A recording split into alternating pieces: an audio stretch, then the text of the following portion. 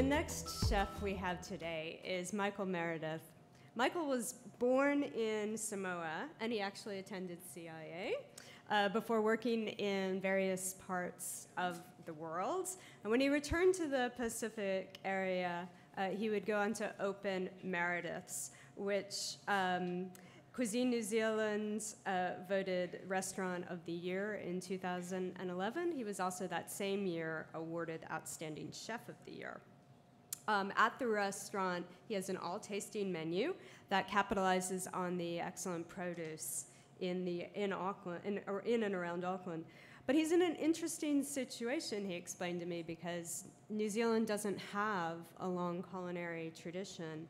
And that means that he has to travel a lot and look to other cuisines for inspiration. But it also means that he has tremendous freedom, liberty of not having the weight of the past behind him. Perhaps more than any of the chefs today, in fact, we could say that he's actively forging a sense of place. He's going to demonstrate 2 dishes for us. Please welcome Michael Meredith.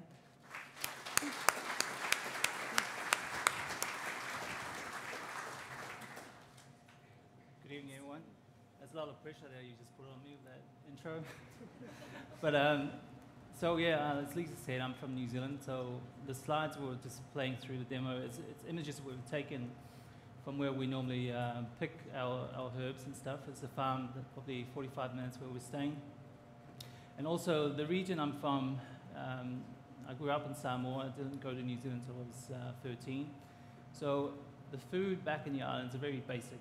You know, everything was sort of, you know, we eat a lot of yams, a lot of taro. And everything was done above ground, so it was all quite traditional food that we did. I didn't really open up to this kind of cooking until I came to the States really, really early, in my early 20s, and I went to the CIA in New York, upstate New York. So that's where it sort of really just opened up, and lucky enough to go back to New Zealand and sort of, you know, merge with your own creations, and we're pretty lucky that we haven't formed a traditional way we cooked. As my girls, they're helping me picking some onion flowers, so it's a nice family affair that we do. So today we're going to do 2 dishes we do at the restaurant, and the first one we're doing, New Zealand really has a lot of seafood. We're surrounded by the ocean. So we're actually using salmon that's been lightly cured.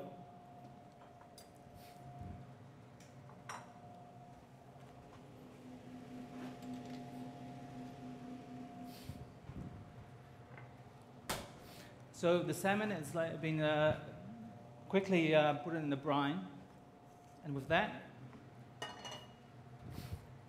we've done a pure tomato jelly.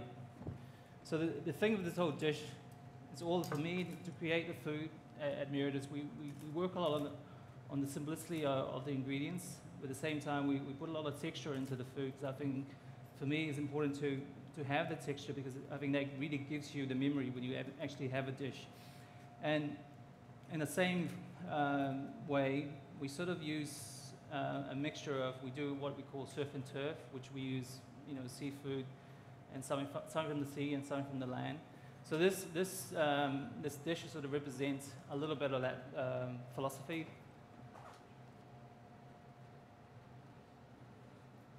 Has anyone been to as far as New Zealand? Not to Australia, but to New Zealand? You must get that a lot, though. We do. I mean, I guess, you know, Australians are doing some great things. So obviously people just think that we're all part of the same country, but we're actually 3 hours or 2.5 hours. So we're going to present this dish real quickly. So here we've got some salmon. It's been it's been cured.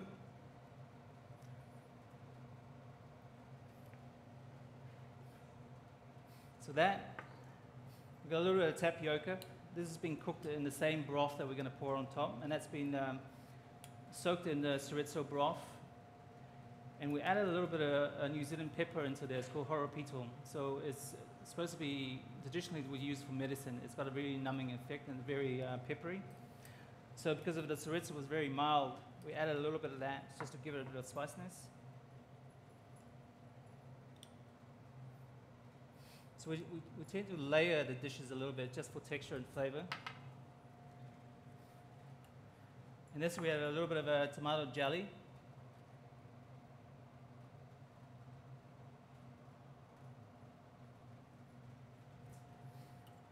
And this celery, just been slightly burnt on the outside, just to give it that char grill flavor.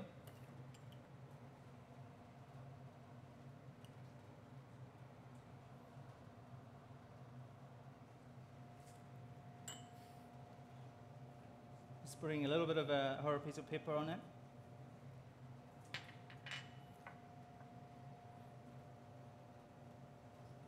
Bit of chives.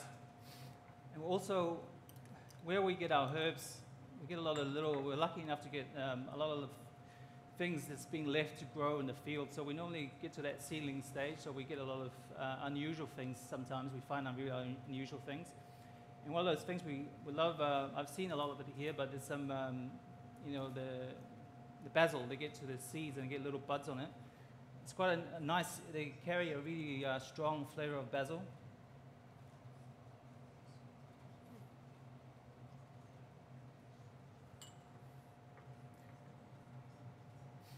And then it's a little bit of rosemary flour just to...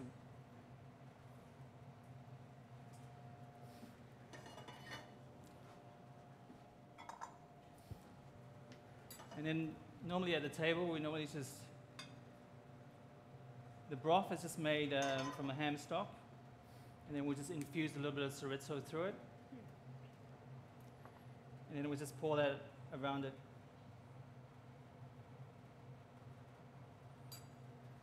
So that's our first dish of the night. It's cured salmon with chorizo and artichoke broth. Beautiful.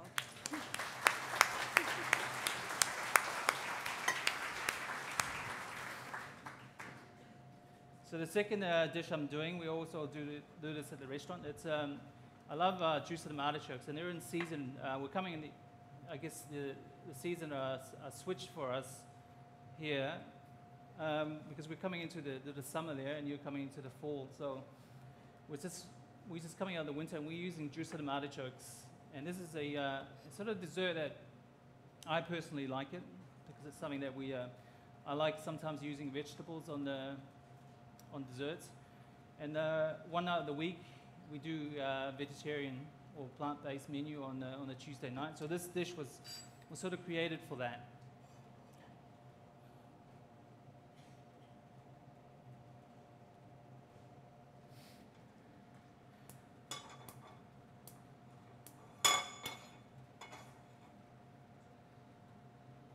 So what we do with the artichokes, we normally just steam roast them. And then we quickly, overnight, we just dehydrate them a little bit more. And then we do a sort of a licorice syrup. So this dish sort of brings me the islands. There's a little bit of technique involved in it, but the food, we really try to make it very simple. We work on flavors and texture.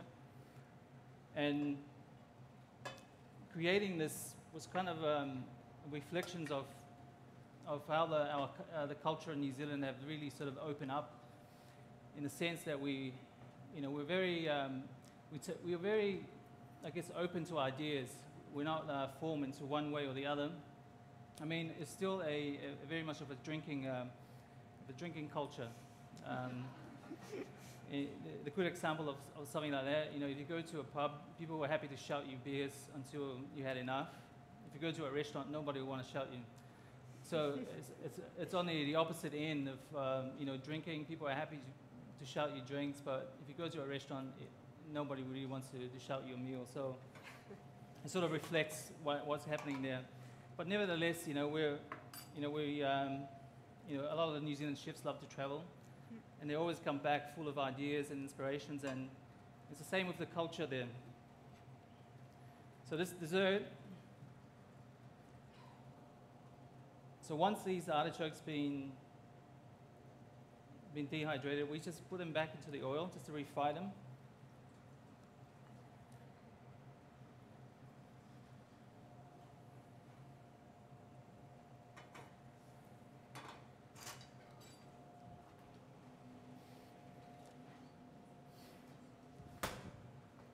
I actually forgot to put some of that salmon roe on top of this dish. Ah. Your secret is safe with us. I'm not used to these things, so.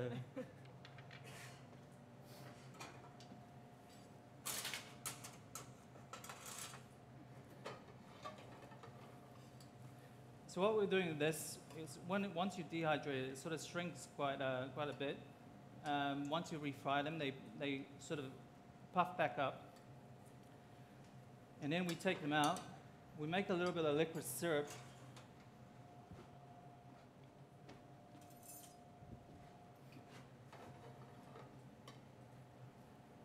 So the whole idea of this is just to glaze it.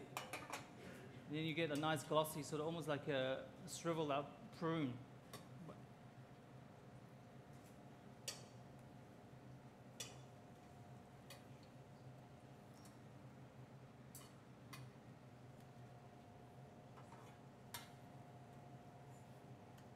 So we quickly just toss them into the syrup again.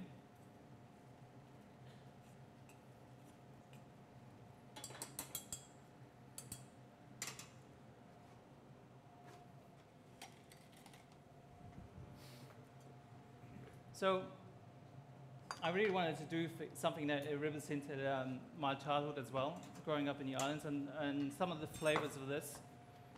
It's definitely, we're using a lot of like pineapple, coconut as well. So we made a coconut custard just using agar, which is just, it's got no eggs in it.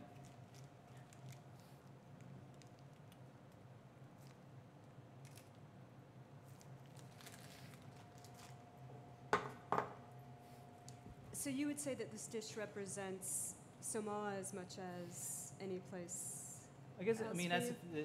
it's sort of it's a good dish to represent New Zealand in a sense, because I guess we're still in the Pacific, and obviously some flavor profile of this dish.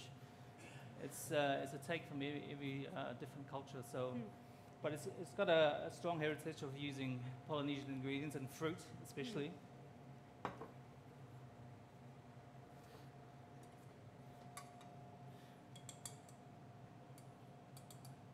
So normally after we put this in syrup, we just put them back in the dehydrated a little bit, just to give it a bit of a hard texture on the outside.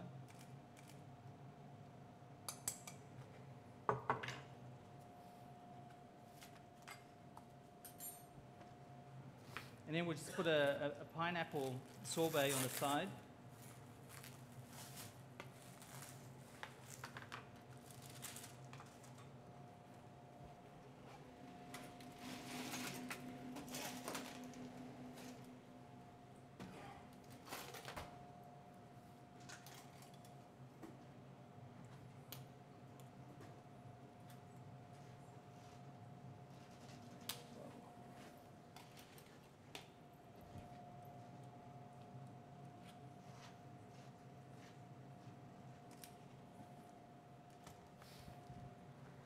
And then we got these nice sort of crispy pineapple.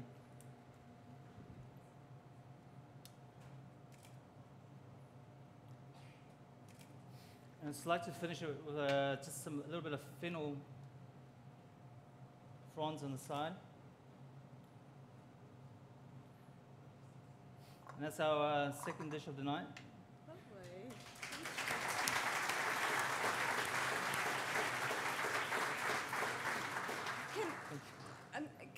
I think it's probably pretty safe to say that most of us in this audience don't really have possibly any familiarity with what New Zealand, a New Zealand technique or a particular dish might be. The only thing I've ever seen, and I'm going to pronounce it terribly, is it called honey? Yeah, the honey. Could you give us just an example or two of what that might be and how that might work its way into what you do at the restaurant, if at all? I think I think the honey technique was used by the indigenous people of New Zealand, which are Maoris. So everything was cooked. Your meat, your fish, your vegetables were all cooked underground, and everything's buried. It's buried with dirt. So what happens? You get that intense flavor of smoke coming through, and everything's just cooked so softly, like you can easily just mash it with your hands. The thing, we had, I think, an Australian chef that was born in New Zealand, Ben Shuri. He's done a dish that sort of represented those flavors, and it was quite amazing that it came through the potato dish that he was doing. But something like that, it's see, the thing of New Zealand people, you know, they love new things. They would not necessarily go to a New Zealand focused restaurant, because to them those techniques, you know, they eat with that every day. So they've always sort of embracing new things coming through. But you know, we've done similar things with. We try to work more with the ingredients than using those techniques, because you know, you're dealing with people that have been eating this food for a long time, so they're not always going to be wanting to try something they've done at home, and if you're going to do it differently, they're not going to embrace it straight away. But there's some stuff from my upbringing, like my culture in Samoa, that I sort of try to bring into to what we do at Meredith's, and those things are slowly introduced. But it's not 100%. You can just focus your restaurant on doing that kind of food. So. Thank you. Anything else to add, or?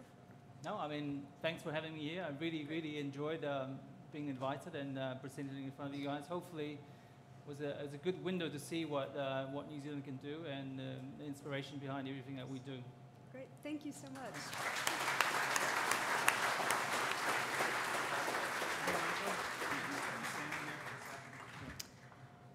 Our next presenter is Edward Lee. He is the chef of 610 Magnolia and a few other restaurants in Louisville, Kentucky. Although he grew up in Brooklyn, he found his true place, both geographically and I think we could probably say spiritually, or at least philosophically, on a trip south that he took somewhat serendipitously. It was there in the South that he discovered his love of ingredients like buttermilk and sorghum, but it was also there that he discovered that what made him most comfortable were places in which cultures collided. And that's something that he tries to bring forward in his restaurant. His sense of place is definitely as much and perhaps more cultural than some of the more geographic or natural chefs that we've seen already today. That cultural collision that goes on in his restaurant right now is the collision between the bluegrass of Kentucky and the heritage of a Korean American. Please welcome Edward Lee.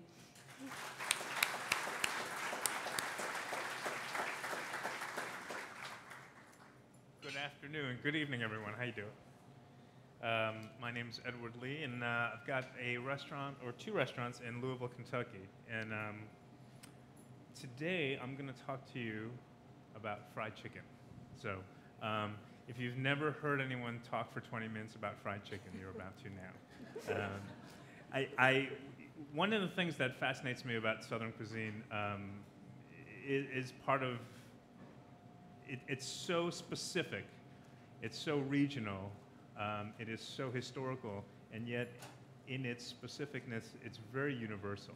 I don't know anyone from any culture that comes to the South and doesn't like fried chicken.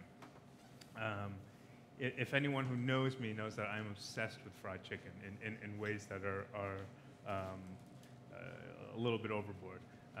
And one of my first experiences in the South was to sort of go around and not just read. Obviously, I'm from Kentucky, so we have KFC, so there's that relation.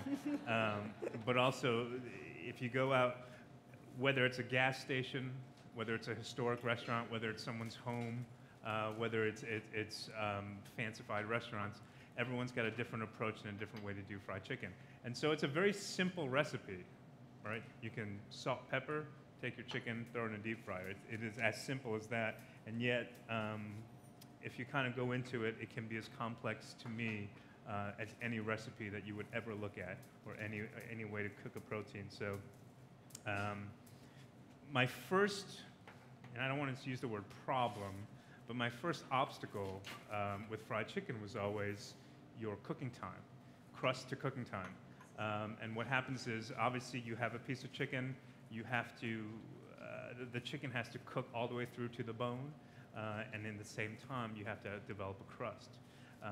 Your cooking temperatures, your crust, your materials will vary. Obviously, there's a very southern tradition of brining buttermilk, dredging, and then frying, and it's great. But I've always found that the crust will always have a little bit of a burnt flavor, and then obviously it depends on the kind of oil that you use. So, you know, the wheels start spinning in my head, and I go, well, what else do I know of in this tradition that we can hark back to? So one of the things I thought about was Korean cuisine, which is obviously kind of my history. And you know, if anyone's ever been to Seoul, Korea, there's a Korean fried chicken shack every other block, and it's very popular. It's a very different way of cooking fried chicken. They don't brine and fry, but they rather steam or twice fry or bake or fry. So there's a different element to that. But it has a very different sort of flavor, context, and connotation. Anyway, my sort of solution was to combine the two. So I decided that we're going to do something where we take a piece of chicken and we poach it first in order to cut down the cooking time. So all of a sudden you can cook or deep fry a piece of chicken in under 6 minutes versus 18 minutes when you're cooking something raw. The problem is how you cook that chicken in the initial cook phase is going to affect the final flavor. So steaming it will sort of take the flavor out of it. You know, you don't want to boil it. You know, there's different things that you can do to it. So one of the methods that we came up with was to poach the chicken in what I call an adobo broth, which sort of influenced adobo by Filipino, not Spanish.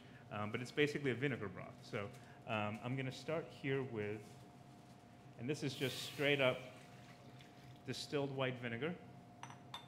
This is water.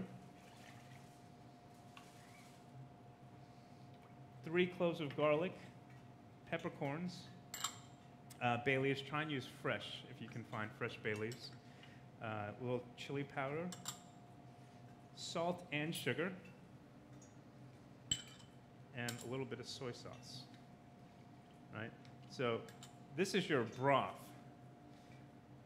Just as a sort of, I'm going to watch the clock. I may go out of order here on the rest of it, just because I'm watching the clock. I have to dredge the chicken in a very specific amount of time, but I'm sure you can follow me. This broth is nice because what we're going to do is we're actually going to take the chicken and you know, one would say marinate, one could say poach. You could.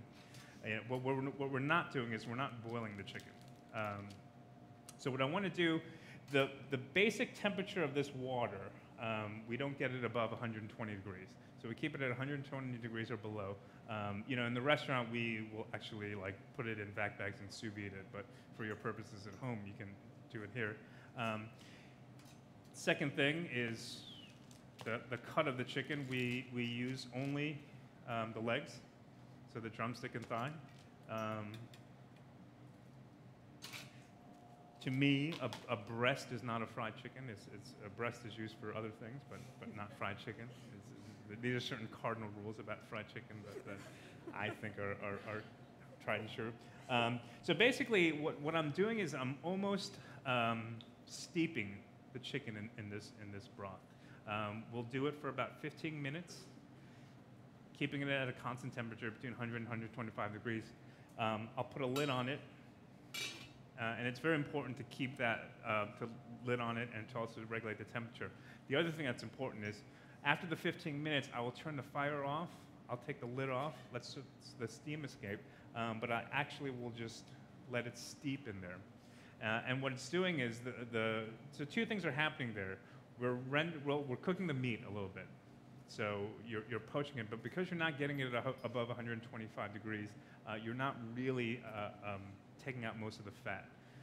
But what you are doing is you're rendering some of the fat out of the skin. And that's going to allow for a crisper skin when you go to deep fry it. So I basically let it go. The other thing that you're doing is the vinegar and the soy sauce and the spices are going to be absorbed into the flavor of the meat. And if you taste it, it's very vinegary. The broth is like extremely vinegary, and you would think, oh my God, you're going to have a very sour chicken, but it's actually not the case. It will just pick up a little bit of that vinegar, and you won't notice it as vinegar later. You just notice it as flavor. So that's kind of my thing, and we will actually even just let it cool down in the vinegar broth. When it comes out looking like this. So you can see the skin is toughened up. If you've ever made like chicharrones, or pork rinds, what you do is you boil the skin, you dehydrate it, and deep fry it. This isn't going as far as that, but you'll notice that the skin gets very tough. It gets very dried out, and so you want we put it on a wire rack and we let it rest, totally chill down, so that it will sort of all that steam and heat dries out of it. Next thing I do is I'm going to just very gently put it in some buttermilk. We have a farm out in Kentucky that makes this incredible buttermilk for us, which is very essential when you were doing this. So I've got my dredging flour, just all-purpose flour, black pepper, and paprika. It's very simple. This is a very important part of the process. And so up until now, it's kind of, to me, what I'm doing is more of a sort of Korean-style fried chicken. And then what I do is I'm doing 180 degree, and now we're going to a southern fried chicken. So it's a lot of steps, and it's a little bit of a, sort of taking on both identities. But I find that what's interesting is that sometimes, and it doesn't matter if a dish comes from one geographic or cultural area or another. Sometimes I find like you make something and you hit an obstacle, and you're like, I don't want to go down that road because it's too traditional or it's too conventional, and I can sort of sometimes shift gears into a different mode and say, I love a buttermilk crust on my chicken. You would never find that in Korea. So what I do is, I'm going to use my fingers here. I'm just going to get that nice and crusted. Now what's important here is that we don't fry it right away. So at the restaurant, we actually have a whole station set up where we time from dredging to fry. Because if you fry it right away, it's not going to develop that tackiness that you want. And what happens is that buttermilk right now is just absorbing that flour. And right now, even though you might think it's just hanging out, it's actually the flour and the buttermilk are combining to create an actual crust. Whereas if you put it in right now, you're not going to have a crust. You're going to have a layer of buttermilk and a layer of flour. It's not developed a crust yet. It takes about 10 minutes to develop a crust, which is perfect because I got about 9 minutes left. So while this is developing, because this is very, people, think you just fry chicken, but you don't. There's a lot of steps involved. So I've got this, and what I want to do is a little dipping sauce. And it's a very simple soy sauce, fish sauce. And there's a North Carolina tradition of fried chicken, which is called honey fried chicken, which is basically a deep fried chicken with just drizzled with honey on it, and it's fantastic. It's an incredible regional thing, and I kind of riff off this, and so instead of that, I'm using maple syrup, lemon juice, and this is just a little bit of water to thin it out. And then what I'm going to do is take some chili peppers, whatever is your sort of level of heat that you can withstand. And we have a little garden out back where we grow about 18 different kinds of peppers, so at any given time, we will. But I like a little combination of habanero, just the fruit, not the seed, and a little bit of Thai chili birds. And just mince those really fine. I'm just going to drop that in. So this is going to be our dipping sauce, even though As you'll see, we're not going to dip it. We're going to put it over the top, but that's our dipping sauce. Now for our base, we're going to go real southern and go back to the roots. Actually, so the first meal I had when I was in Kentucky was at a soul food restaurant, and it was chicken and waffles. So this is our waffle recipe. And I actually don't, people ask me all the time what the origin or what the reason of combining chicken and waffles are together, and I never have an answer for that. I don't know who came up with that or why someone thought it was brilliant to pair chicken with waffles together, but in an odd way, it actually works very nicely. So again, a little bit more buttermilk. Sugar. Now, because this is savory, we're cutting down on the sugar a little bit, so not as much sugar as you would normally take. Paprika, baking powder, a little salt and pepper. All right. And that just gets mixed up together. I got about 3 more minutes before I get on my fried chicken. You can see too, I don't know if you can tell too, but you can see like the buttermilk is actually starting to like seep out. There's like pockets of buttermilk that's starting to seep out from the chicken. And that's what you want. We actually, the way we do it at the restaurant is we have, you know, if you buy eggs, the cardboard cartons that hold the eggs, and we use that to sort of pick up, because it's a great way to sort of pick up any excess liquid too that comes out. All right. That. So I'm going to start with this. Just do a little bit of waffle.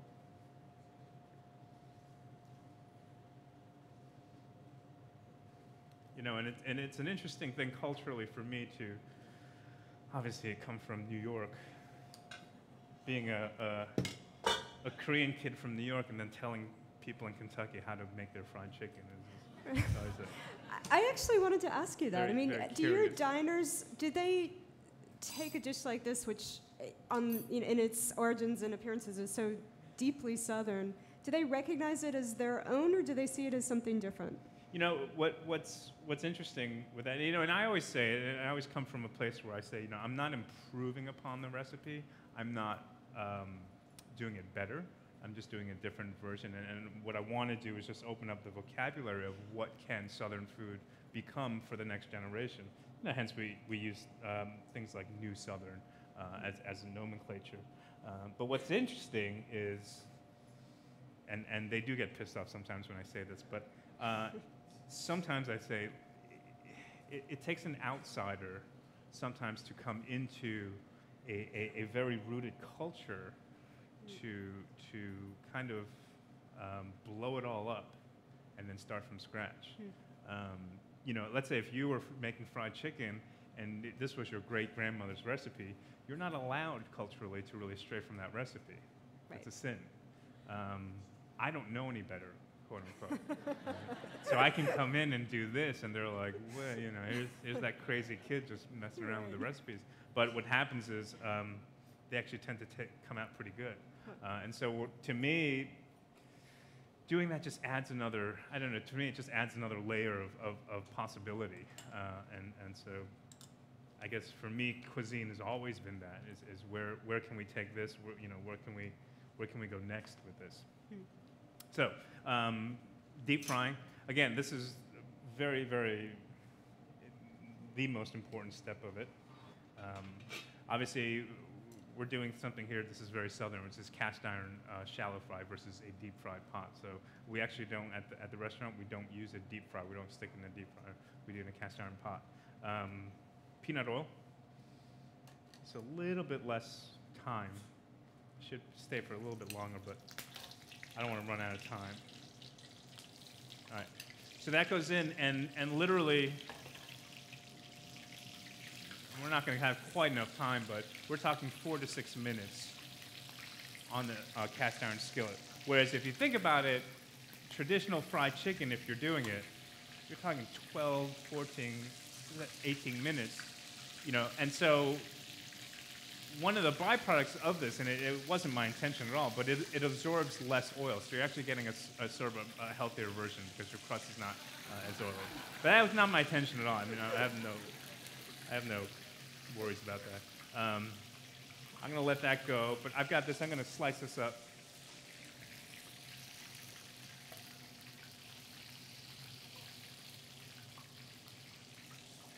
Now, at the restaurant, we get really playful with this and put all kinds of garnishes on it, but I'm not going to bore you with that, because really what we're here to talk about is the fried chicken.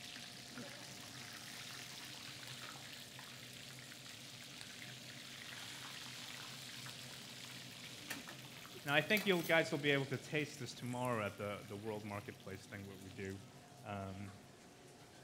You've just made people very happy. Good, good. So I do a little bit of buttermilk on the bottom as a base. I got a little bit of waffles, just kind of playing around with it. And then, let me grab another spoon here.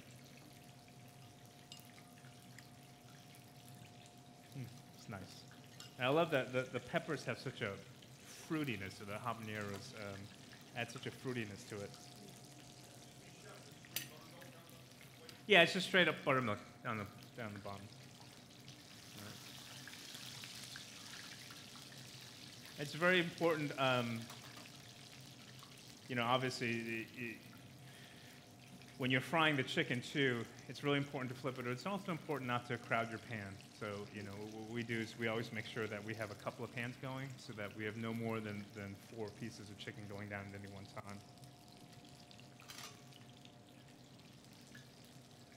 All right. I'm going to take this out. And here again, we do something a little bit not different or unconventional, but we don't salt the chicken afterwards.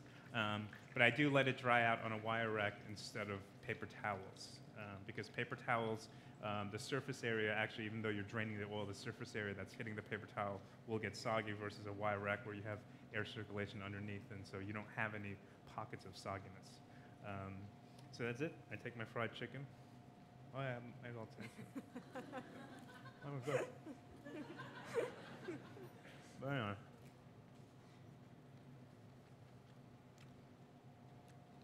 And then we have our sweet chili soy fish sauce. It's just kind of, it's right over it. All right. So that's it. That's my fried chicken. I got 30 seconds left. Thank you.